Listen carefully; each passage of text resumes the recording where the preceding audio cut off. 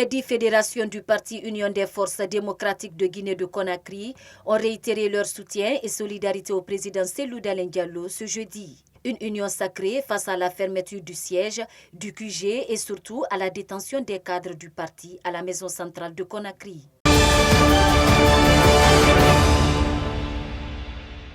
Deux ans après la démolition des habitations de Kapororaï, Kipé-2 et Dimes, les victimes sont toujours à l'attente de la justice. Selon le président du collectif rencontré ce 25 février, le retard de la procédure judiciaire à la CEDEAO est dû à l'arrivée du coronavirus.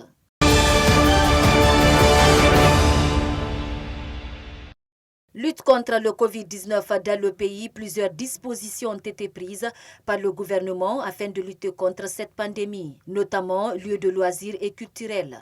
Port obligatoire des masques, lavage des mains, réduction de 50% selon la capacité de la salle, permettant la distanciation physique avec un nombre limite et pas plus de 100 personnes maximum. Interdiction et suspension de toute manifestation culturelle telles que les concerts, dédicaces et les foires. Fermeture des lieux de loisirs, bars, restaurants et boîtes de nuit à partir de l'heure du couvre-feu. Établissements scolaires et universitaires, installation des dispositions de lavage des mains, port obligatoire des masques pour les élèves et étudiants, enseignants et encadreurs. Mise en place d'un système de test pour les enseignants et étudiants. Transport, port obligatoire des masques pour les passagers et conducteurs de véhicules, trains, bus et mototaxis. L'installation du couvre-feu est ramenée de 23h à 4h du matin.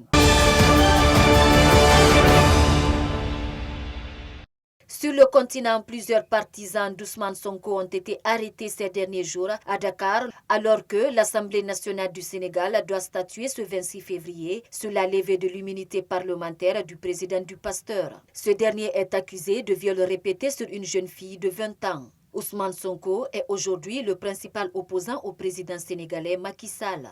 Le mouvement Y en a marre compte manifester les prochains jours contre les vagues d'arrestation des opposants.